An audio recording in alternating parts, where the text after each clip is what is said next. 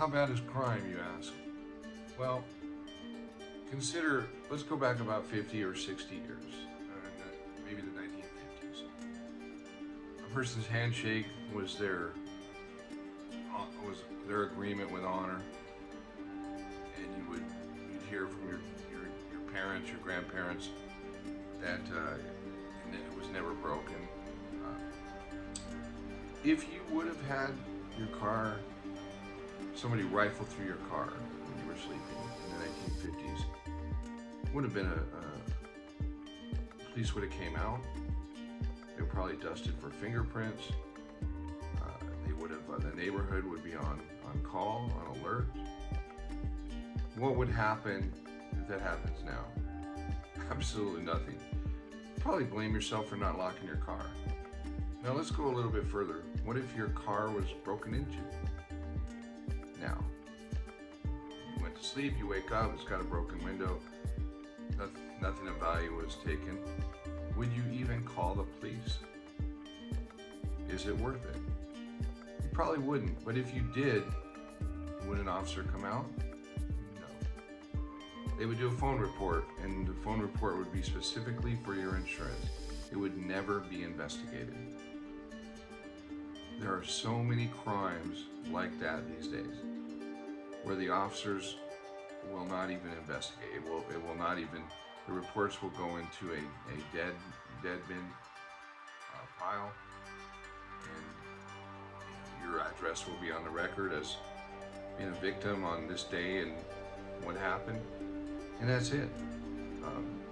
Might not even be worth it for you to do it, to put your address as a place where a crime had occurred, because when you want to sell your house, it'll look like there's actual crime. But the point of, is crime really that bad?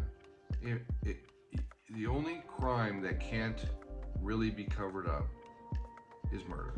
You can't play with the numbers. They can say 100 homicides, because if there's 2 or 3 in one homicide, there might be 130 bodies, but 100 homicides. So that's one way. But in general, they can't be hidden. So the homicide numbers are your only actual true measurement of crime. You look at the cities, especially Chicago, Los Angeles, Philadelphia, New York, and you'll see how bad crime is. Carjackings are another crime that's very difficult to fake the measurements, because a vehicle was taken and it goes in the CLET system, or that's California Law Enforcement Tracking System, or whatever state they have their own systems. But that, so a carjacking will also be somewhat of a true measurement, although there are exceptions. So, but that's it. How many people report robberies?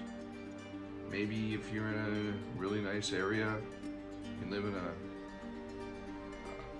suburbs, or a business gets robbed.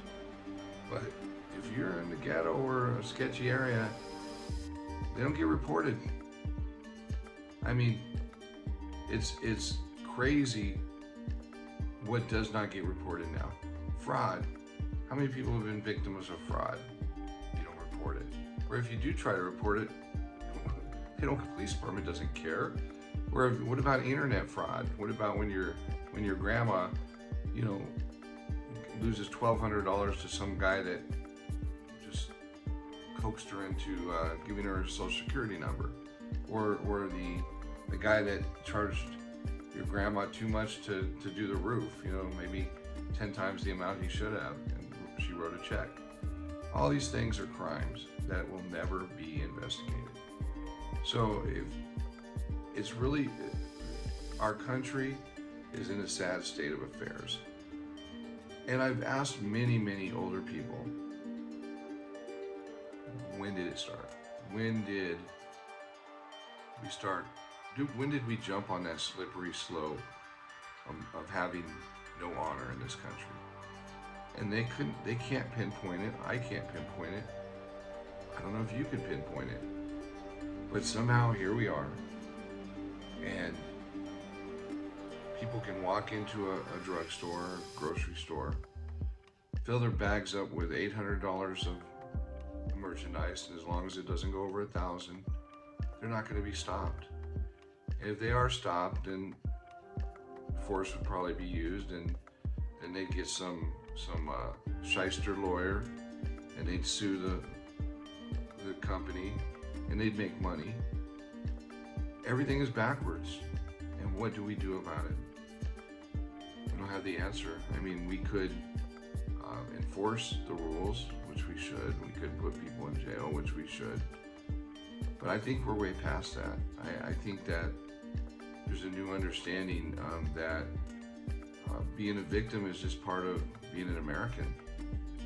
And you have to accept it, or you'll drive yourself crazy. So stay tough. Keep the Second Amendment. Protect yourself. And hopefully the slippery slope doesn't continue to get worse, because if it does, I mean, think about how serious crime we took 50 years ago and where it is now and where it could be in 20 years. And maybe it's a country we won't want to live in anymore. People under. Thank you.